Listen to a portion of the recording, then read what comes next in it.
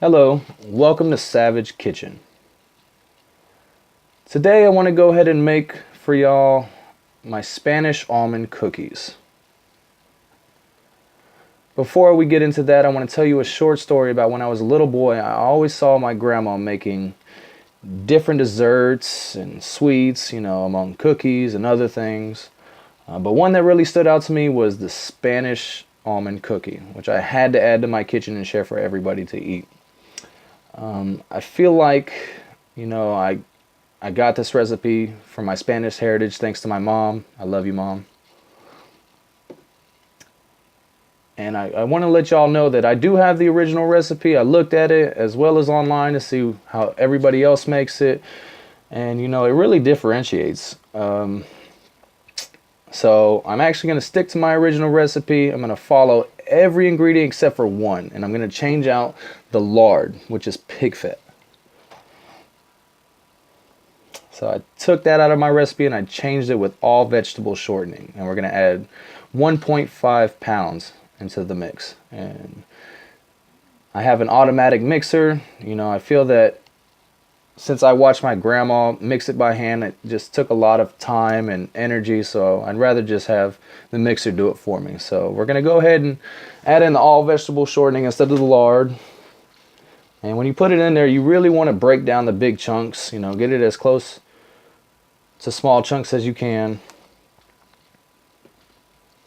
After you put that in and break it down, taste the other ingredients and then taste the vegetable shortening. And it almost tastes like butter, but it has no flavor really.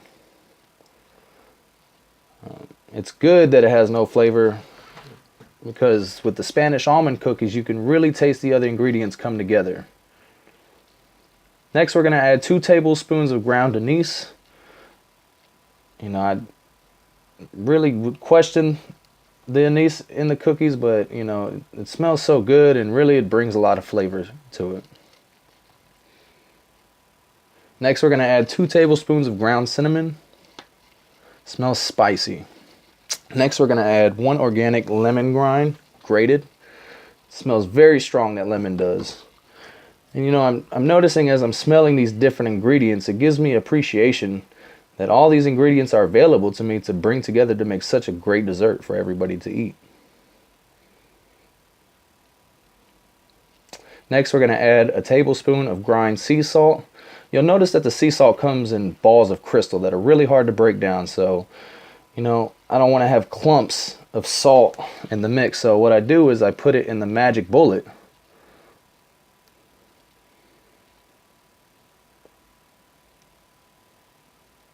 And I put the cinnamon, the lemon rind, all those other ingredients, I put it through the magic bullet instead of mashing it myself. It saves time and it works really well. Next, we're going to add the 2 pounds of powdered sugar. I'm not going to go ahead and put it in the magic bullet because that's a lot. So I'm just going to go ahead and toss it in the mix.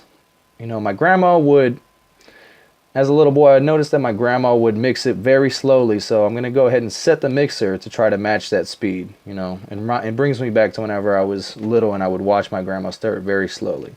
So we're going to add the powdered sugar, and then we're going to add the 2 pounds of raw almonds grounded. This I put in the magic bullet and crushes it down very nicely. And so after you mix all of them in, all the ingredients in, and you get it to a nice consistency, you want to get a little scooper. I don't remember where I got this little scoop, but you can find it at your local store. And so these are perfect because we need them to be golf ball size dough. And make sure that you get a non-stick pan so that way you don't have to add any Pam or anything else that'll disrupt the flavor.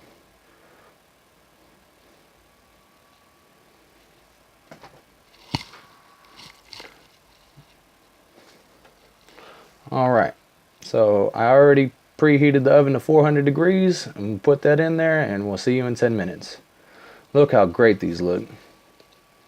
Finally, they're done. Alright, let me go ahead and test it out on the kids. Riley, Candy, come get over here. Taste that. It's very good. You know that we should be very proud that our ancestors gave us this recipe. Thank you for Grandma.